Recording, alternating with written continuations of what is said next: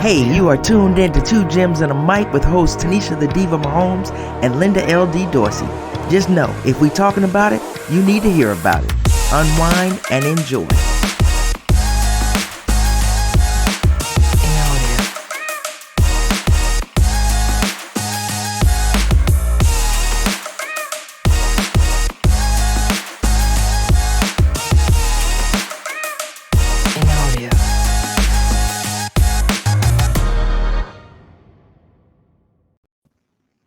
Hey everybody, welcome back to a new episode of Two Gems and a Mic. I'm your girl Linda L.D. Dorsey, and I got my girl Tinesha the Diva Mahomes. Hey Linda. Hey, how you doing there, Leigh? It's always you gotta bring them in better than that. Come on. Give me a second. Leigh feels like family to me. I've known Leigh for a very, very long time. He and Chris, so he feels like family.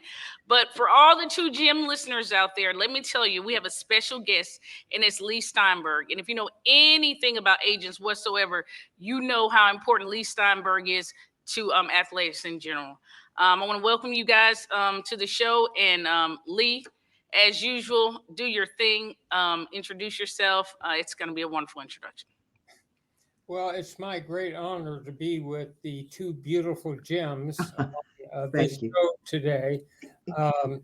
I grew up in Los Angeles, went to school for a year at UCLA. Then it was the late 60s, so Berkeley was calling with all the changes in the counterculture.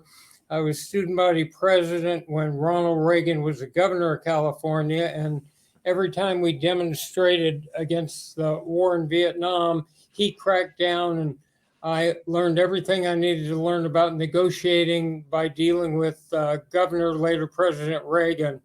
And my dad brought me up with two core values. One was treasure relationships, especially family. And the second was to try to make a meaningful impact in the world and help people who couldn't help themselves. So I was sort of hardwired to do that and make a positive impact in the world. And I was a dorm counselor working my way through law school and undergraduate dormitory. And they moved the freshman football team into the dorm. And one of the students was the quarterback on the team, Steve Bartowski. And he ended up in 1975 being the very first player picked in the first round of the NFL draft. And there really wasn't an organized field of sports agentry then. Teams could just hang up the phone and say, we don't deal with agents. But he asked me to represent him, and I was choosing between different legal jobs. And he was the first pick. We got the largest rookie contract in NFL history.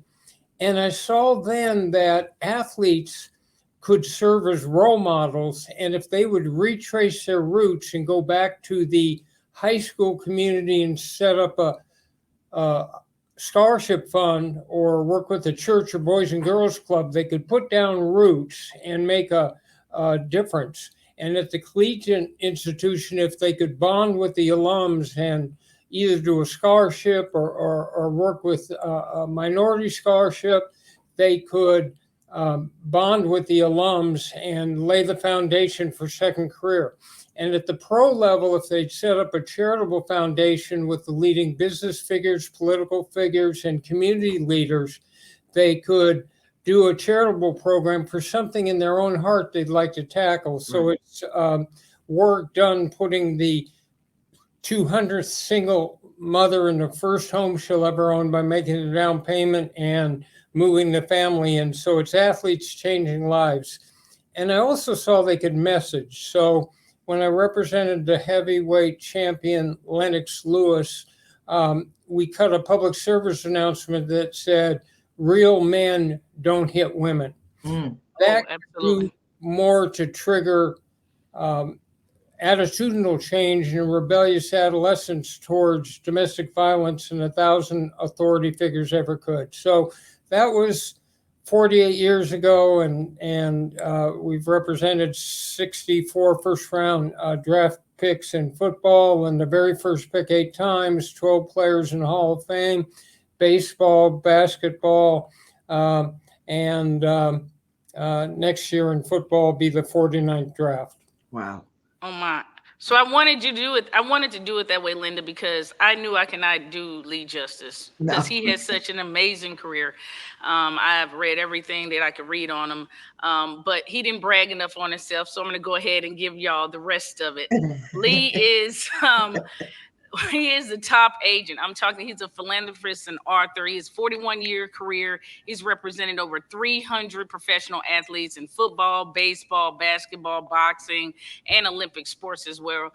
He holds a current record for representing the number one overall pick in the NFL draft 8 times, which I think is amazing, including my nephew in that group. He is the real life inspiration for the Jerry Maguire movie that everybody loved. I know Leigh was on set helping with some of the direction with that, and I think he may have gotten some producer rights over there. So if you name it, Leigh's done it, and Yep. he negotiated over $3 billion. People, did you hear me? $3 billion. Yeah. With the likes of players like Troy Aikman, Steve Young, Ryan Leaf, Patrick Mahomes, Tua Tagovailoa. If I might have torched She his pulled a name up. Tua, and many more. So I just wanted to let him give you guys some background, and then go on my bragging spree for Leigh. Right. And for those who are watching or those who are not watching, I see that picture in the background, Leigh, with you, Cuba Gooding, and Tom Cruise. So that's pretty cool. Awesome. But yeah, tell us a little bit about that, how that came about. I saw, I think, some recent pictures too, right? It was 1993, and a film director, Cameron Crowe, called me and asked if he could follow me around to pick up atmosphere for a film that would feature a sports agent.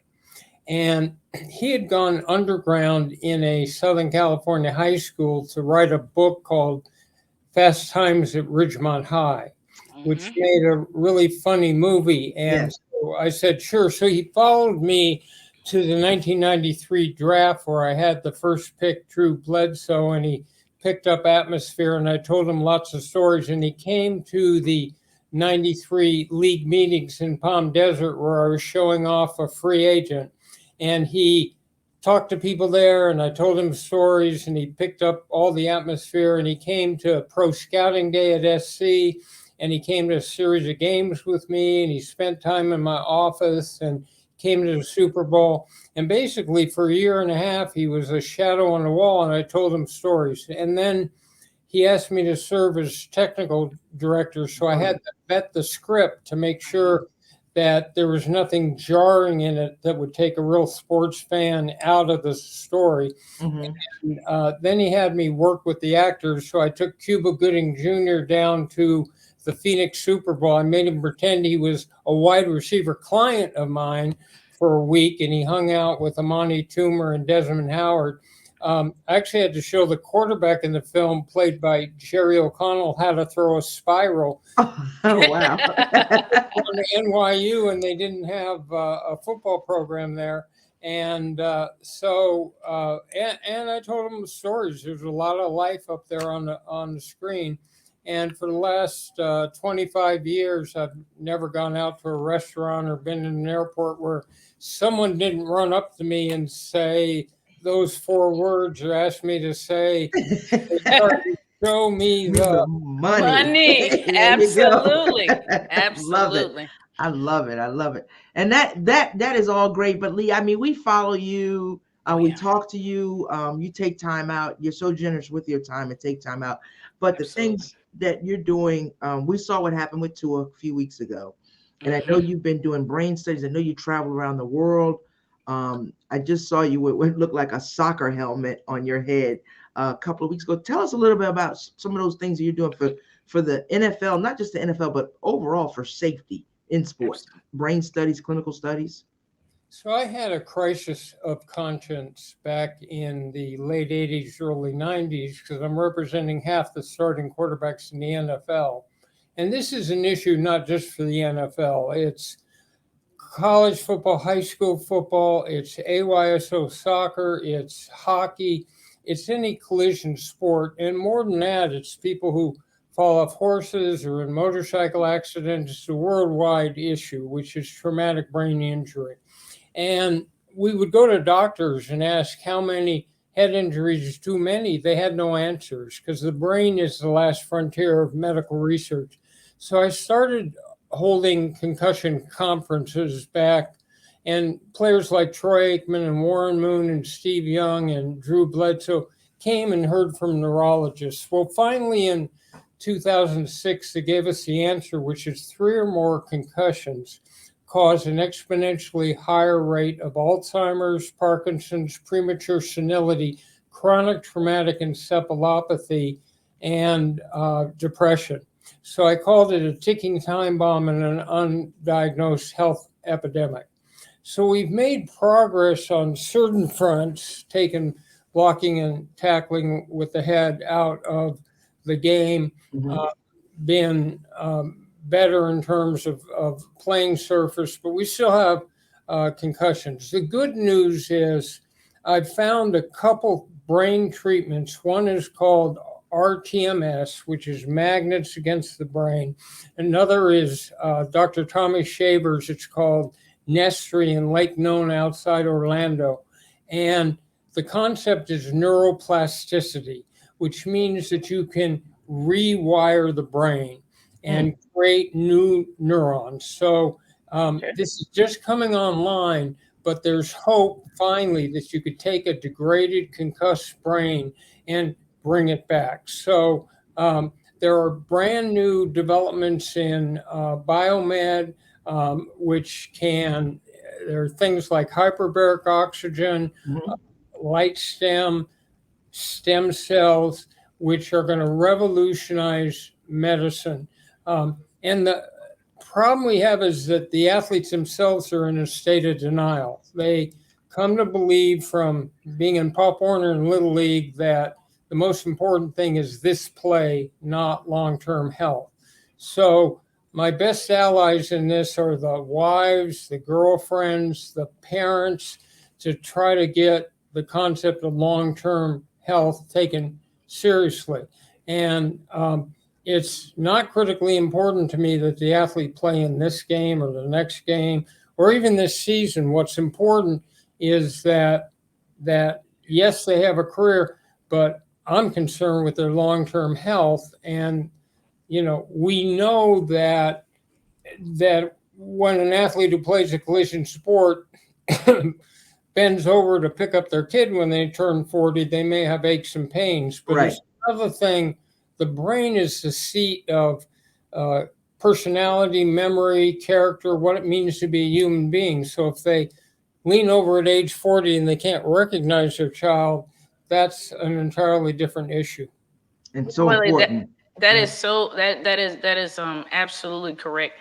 And I was thinking about that because just here lately, the NFL kind of had to backtrack a little bit and start doing a better job, because we saw with Tua, but not just Tua. I mean, just this week, I've already looked at the injury report for a show later on, and there are several players on that are in the concussion protocol, and they don't know if they're going to play. And I'm not happy that happened to Tua, but I'm happy that they're now taking it more seriously, because those players are getting out there on those fields and they were playing at risk of what you said, their mental capacity later on in their future.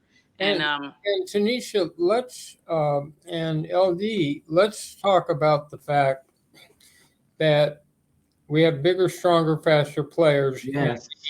Oh man. Every time at the inception of the play, at the line of scrimmage, the law of physics says the hit is exponentially, the G-force is heavier. So every time a lineman hits a lineman at the line of scrimmage, it produces a low-level subconcussive event, a little bit of change. So you could have an offensive lineman, and it's the linemen that get the most hits, not the quarterback, a low-level subconcussive event. So you could have an offensive lineman walk out of playing high school, college, and pro football with 10,000 subconcussive events, none of which have been diagnosed, none of which he's aware of. but the aggregate almost certainly does the same thing, getting knocked out 5 times. And all the athlete feels is stunned the same way they feel after every play. So they don't know that they've had anything. It's the norm. It becomes the norm for them. Right. Wow. Yeah, I mean, that's putting it into a whole different perspective, because you think the linemen, they're there on every play and they're banging hard every play. So that's just something that's just, yeah. Yes. And it's part of the game. And it's a part of the game, and you know what to expect. And yet, these kids are starting out so young, and they're starting younger and younger, and they're, becoming more and more aggressive. One of the things to do is not have kids play tackle football until at least they get to high school, because Right. young brain's at risk. So let's say 50% of the moms and dads in this country understand what we just talked about. And they tell their teenage boys, you can play any sport, but not tackle football. It won't kill football, but what it'll do is turn it into a gladiator sport. So only those families with real economic deprivation that need it to escape poverty will play. Mm-hmm. The same people who box and do UFC, knowing what the risk is, but needing it to escape poverty, will Right. play. And some needing it just to survive. Yeah. Yeah. A gladiator sport. Yeah. Wow. Yeah, that puts everything. Yeah, go ahead, Tinesha. Yeah, no, I've seen several concerns with that, and I'm starting to get to that level too, because I saw a video just recently where this kid just plowed this kid, and I'm thinking they can't be any more than 6 or 7 years old, and this kid was laid out, and I'm thinking, man, that is entirely too young to be taking hits. And if you stay in this game and you're 7 and you get to college and you're 22, 23, and when you're done, what's the level of damage to that? The good news is I'm not a doctor. They don't have long-term studies on what I'm talking about, but I'm going to bring to pro and college teams some of these RTMS and brain things, and have them try it, because I have met young athletes who were totally in a coma or laid out by concussion, and their brains were brought back. Oh man! Wow. Oh, okay. Wow. Oh, that's good. Okay. So the brains were brought back. Yeah, that's great. Regenerative. That is great. So I know that you do a lot of writing, and you write in columns in different platforms. And I was just wondering, is there anything we can look forward to reading here of late that you I know you're working with the LA Times, I believe it is. You contribute to the LA Times. So I'm just started on my third book, and the agent that I wrote left off in 2013, and so I'm going to write about how I recovered from alcohol, and write about how I rebuilt my practice. I'm going to write about life lessons that I've aggregated, and tips about resilience, and that life will knock you back, and we all get knocked back, but what are key ways when you get knocked back in life to come back? How can you see the light at the end of the tunnel? How can you, in the midst of adversity, be optimistic and positive, and see that light at the end of the tunnel? So that I'm going to write also about these breakthroughs, so that both of you can have better memory, both of you can have quicker neural processing, both of you can use hyperbaric oxygen and light stim, both of you can have longer lifespan.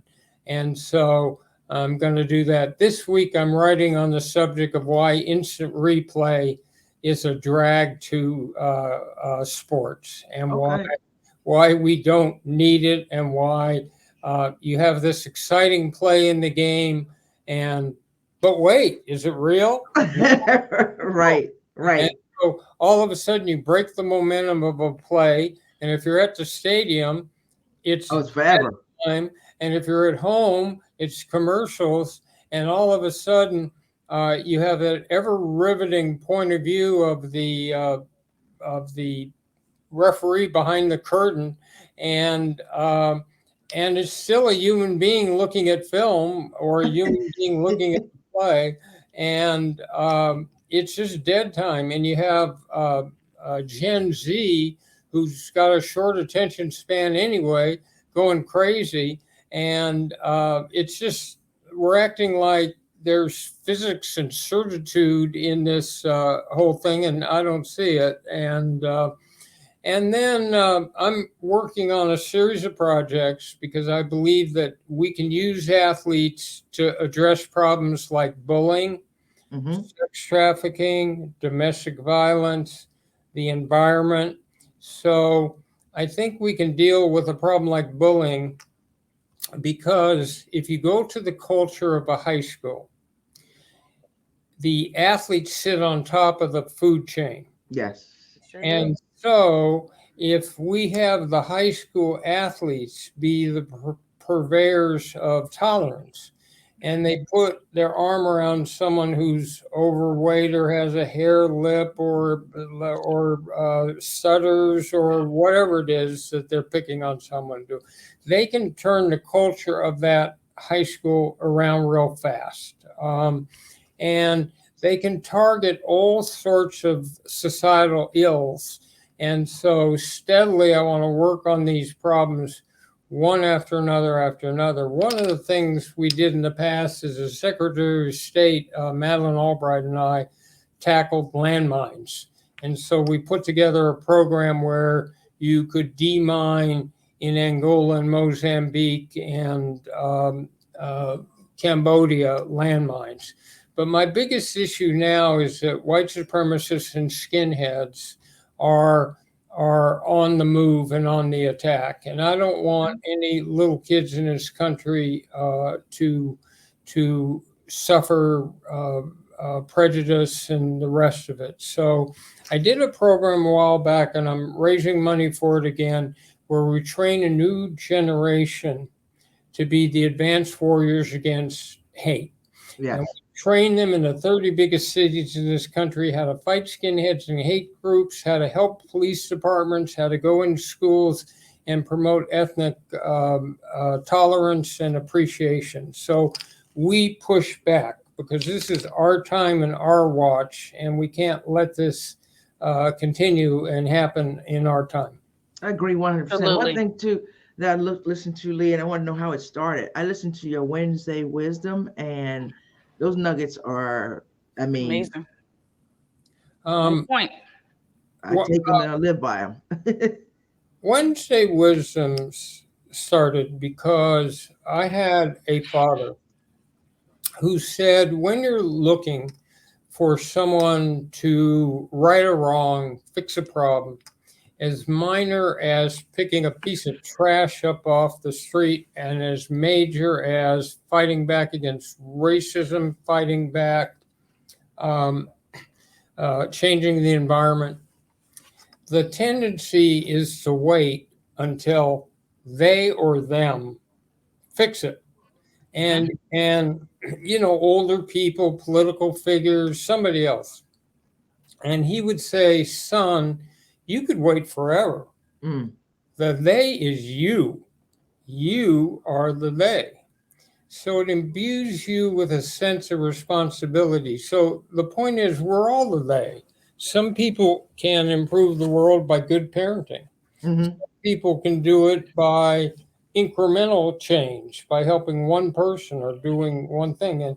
And some of us want to do it in a bigger fashion. But the point is, we all have that responsibility. This is our generation. This is our time. So you can't just sit there and watch, whether it's climate change or these racists, you can't just sit there and allow them to destroy democracy or whatever it is that's negative, and not act.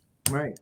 Yeah, you can't sit around. It's easy to sit around and talk about it, but you got to be active in it, whatever, just like voting. Some people just take that for granted. Like voting is a big thing. And absolutely. So, we always talk about it on our show, remind everybody in the show, please go vote. Vote for, we know what's wrong. We know what's wrong with the country and we know how we can fix it. And voting is a place to start for sure. But Tinesha, you had something? No. I'm with you on that. I was going to mention that when you jumped in and got me. So I'm just looking puzzled, like we are in sync. Yeah. So you're not so much like the hands-on agent going out. Are you still doing that, or are you doing more of your philanthropy, writing, and things like that?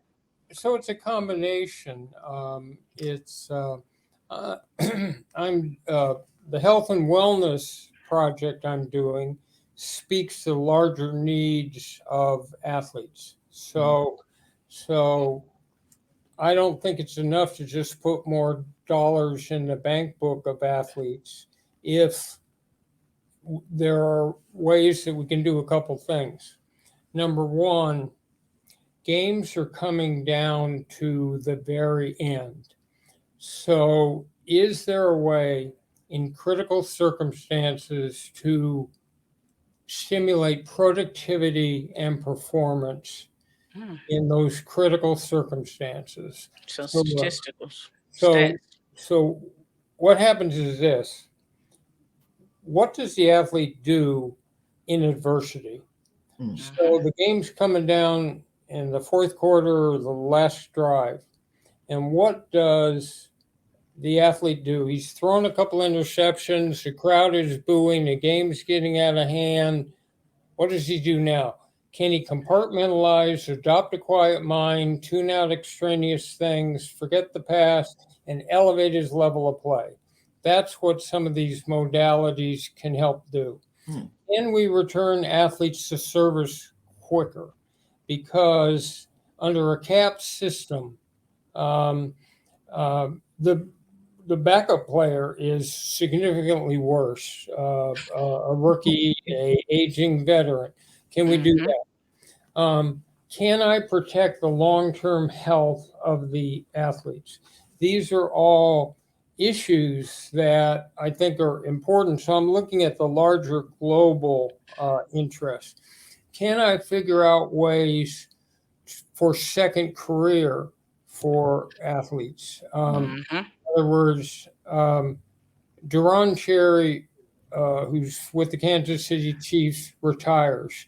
And we're able, because of the networking he did, to set him up as the owner of the Anheuser-Busch distributorship in Kansas City, which is a licensed to print money. Then I introduced him to the new owner of the Jaguars. And he becomes the first minority owner of an actual team. And we replicate that with Warwick Dunn, who owns an actual team.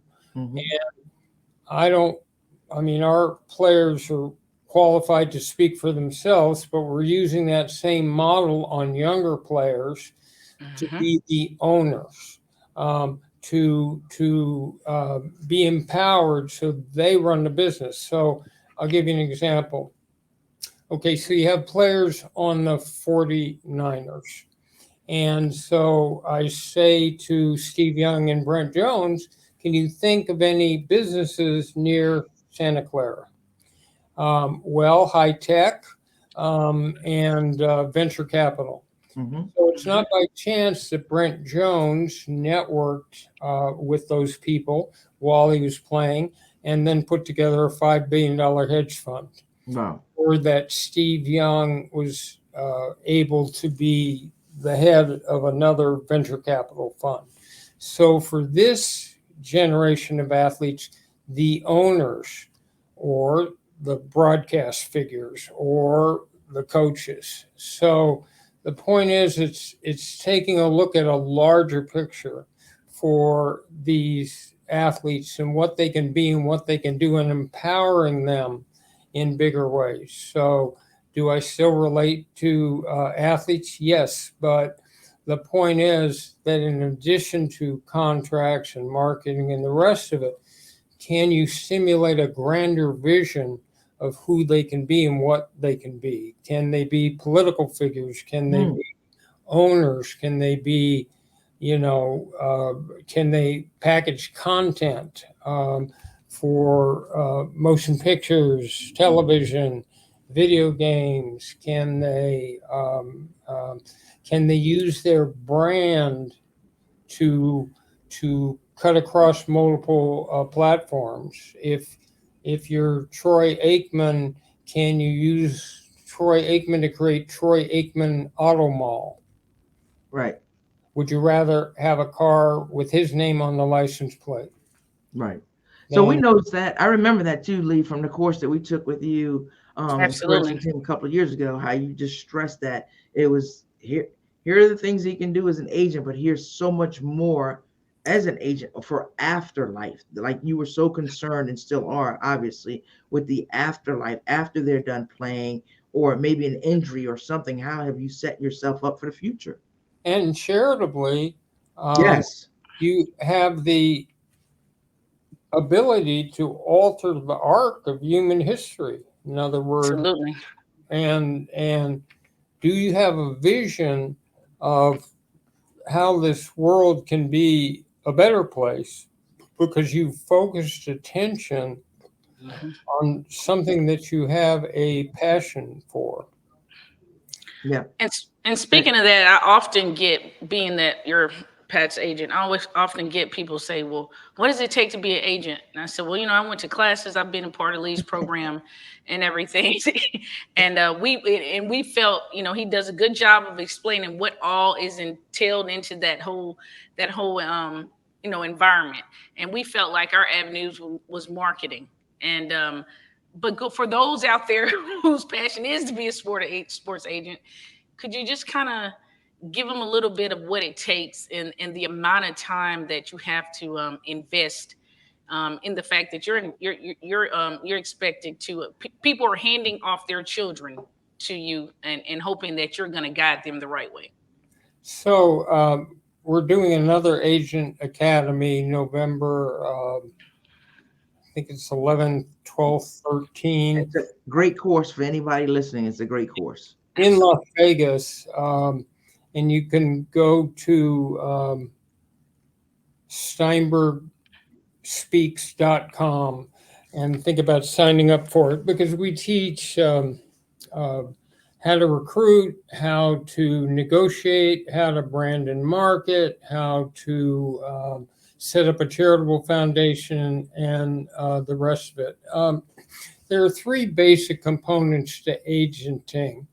The first is recruiting, because without clients, the second is negotiating either player contracts or endorsement contracts. And the third is client servicing.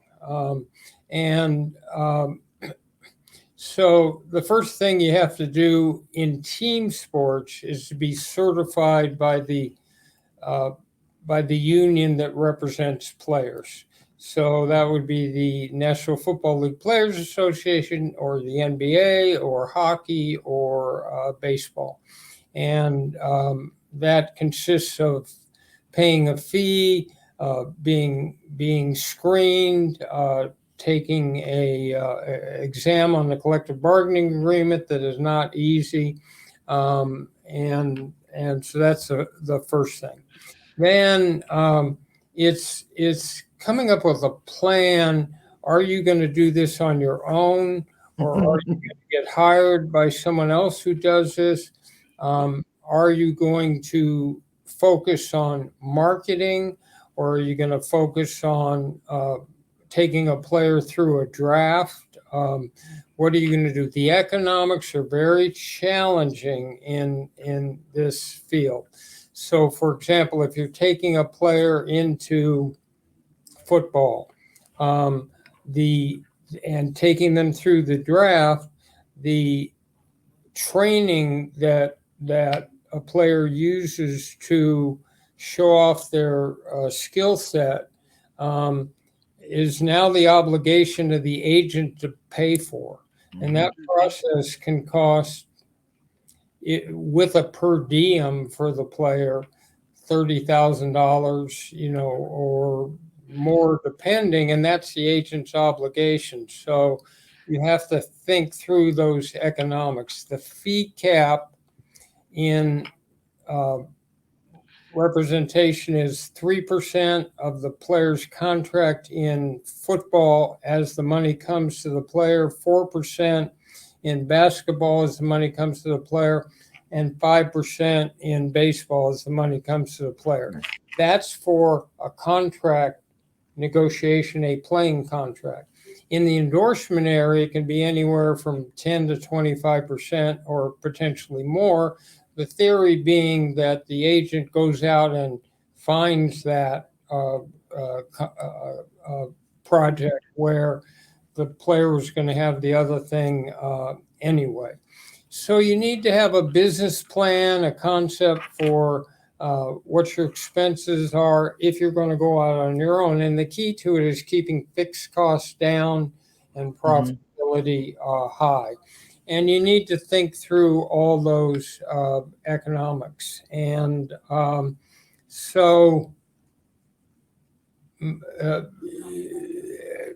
and in recruiting, you need to have a presentation booklet that shows and describes who you are, what your services are. If you're taking someone through the draft, the entire plan for how you're going to help get them drafted high, negotiate a contract,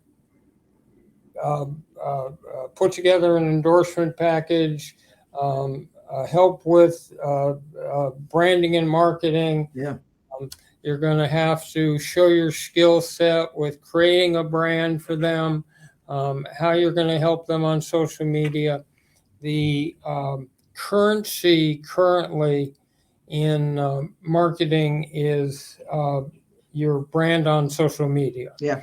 How many followers do you have on TikTok and Instagram and Facebook and Twitter, all of that. Twitter. And what is your brand and what is your logo? And then you have this whole new area. The revolution occurred in July 1st, 2021, and it was NIL. Yep. So college and high school athletics changed forever because, as opposed to the concept of amateurism, anybody at any age who's an athlete can now brand themselves and use a marketing agent.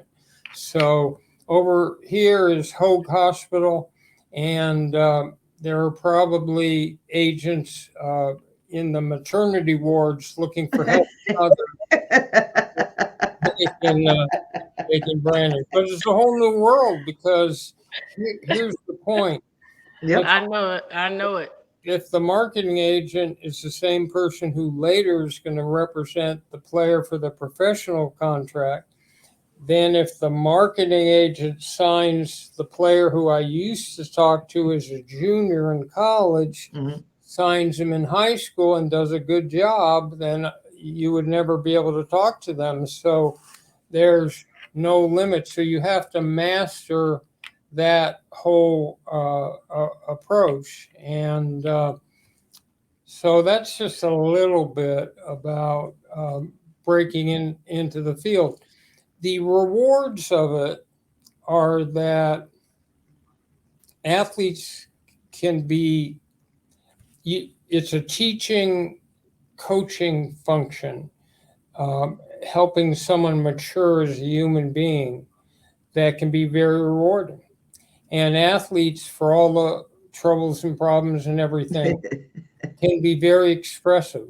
And an athlete will tell you they love you. An athlete will tell you can be very expressive. So forget the whole macho thing because, and you have female athletes, but that can be very rewarding. And our society is celebrity driven now. Yes. And athletes, Absolutely. celebrities. If you take a sport like football, it is not only the most popular sport in this country, 71 of the top 100 television shows were NFL football. Mm. That means that for the very first time, a sport is the most popular form of televised entertainment in this country.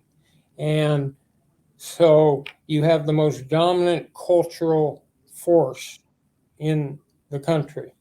Um, so that means that someone like Patrick Mahomes has a level of power, if he chooses to use it, that exceeds movie stars and political figures and all the rest of it. And that means, as an agent, you've got tremendous potential and power, for good or evil or the Evil, rest, right, right, more than just the ability to earn money. right, right.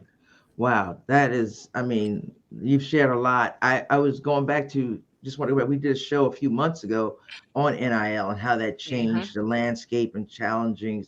And are these schools now? I mean, it's like you have that. You also have the open transfer portals. You get so much. It's like, is it killing the parity with the playing? Are they going to go to these schools because they know I can get money now? I can get money in college, and I get it. You're using their brand and their image, their likeness, and all that other stuff to get people in these stands. But I don't know. I'm still out on that one. Well, think about the fact that you have alumni collectives Mm-hmm. at schools across the country, and these alums own businesses, Yep. and they have banded together, at SC in Alabama and a number of schools, and they own businesses. So they can funnel money Mm-hmm. through their businesses through NILs.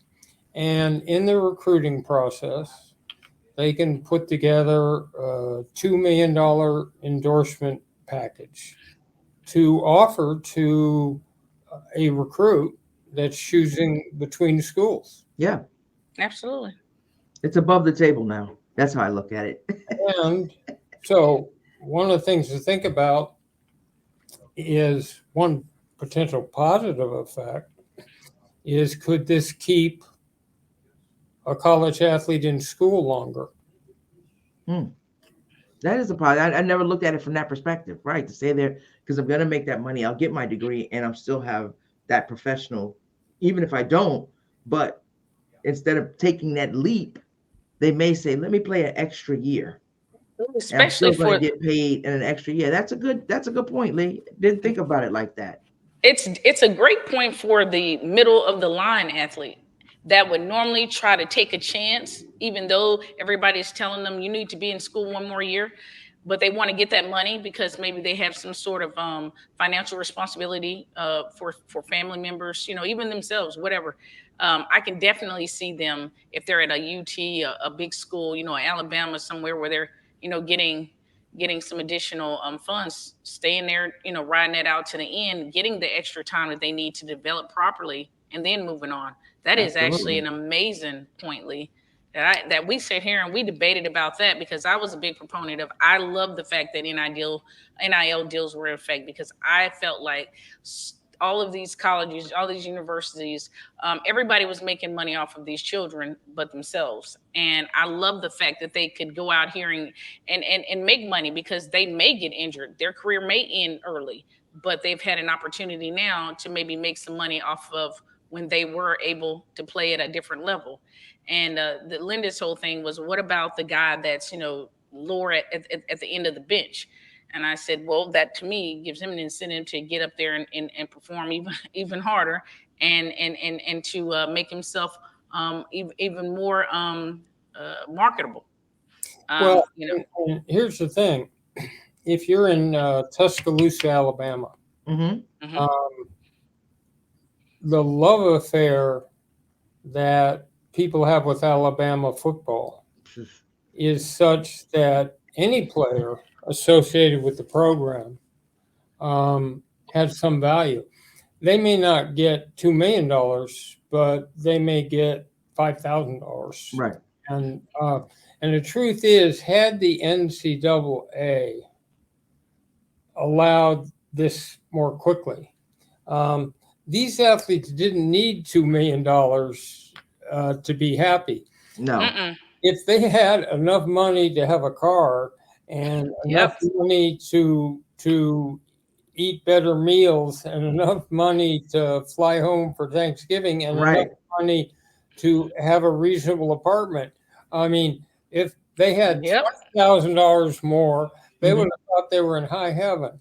Right. They would have. And the NCAA didn't. Incidentally, I think one other thing to keep your eye on is I think these Power 5 conferences will ultimately withdraw from the NCAA. And I think they'll do their own TV contracts. Yep. They don't need a middleman. And that whatever share the NCAA takes, they can do their own rules and their own administration, and they don't need that cut coming off of that contract. Nope. And they'll do better. In other words, they don't. Get rid of the middleman. You're right. You're absolutely Exactly. right. You're just feeding somebody else's pockets, and what is it benefiting you? Because you're the one making the money. You're the product. The NCAA is just the name behind it. You're the product. I cannot remember what program I saw, but there was a program that I saw that explained the whole inception of the NCAA and how it all came about, and how people just started to fall in line because they kept on, making fuss about this and that and dropping down all these rules. And then it just seemed like everybody just started to believe in the NCAA. In the same way that they did that, I'm with you, Leigh. They could absolutely turn around and say, you know what, we don't need this guy. We don't need you. We don't need these people. Yep. So look at the Big Ten now. They have Los Angeles.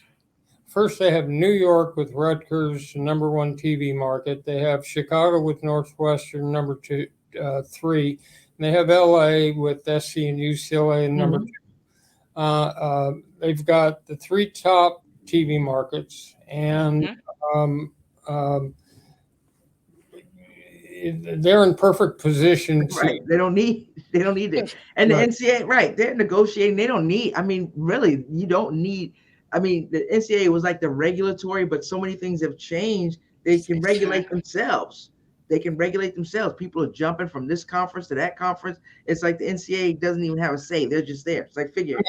Kevin Warren is the commissioner of the Big Ten. He's perfectly capable of coming up with the university presidents with a set of rules about recruiting and regulations, and whatever they need. And they and the colleges can run a tournament for basketball between themselves. They can hire a administrator to run the thing. Yeah, absolutely. Those days, it's new days coming. I know, Leigh, we've been on for a while. We appreciate your time. I know you're a very busy man. Is there anything that you want to close out with? Anything you want to share? I know it's Wednesday and I know you're going to do something else, but you got some words of wisdom you want to share with us? Absolutely.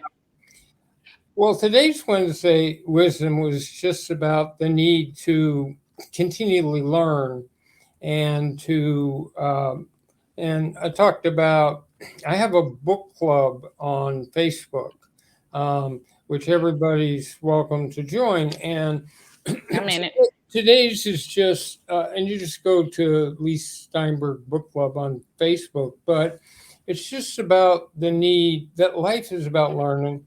And it's just about the fact that I'm not boasting about this, but I read 6 newspapers a day and I read a series of magazines, and I read multiple books because I want to know what's going on in science and technology and entertainment and health and wellness and space, and the rate of change is not linear anymore. It's exponential, and it moves so rapidly that the ability to adjust to where we are as a culture and a society and where we are, you have to keep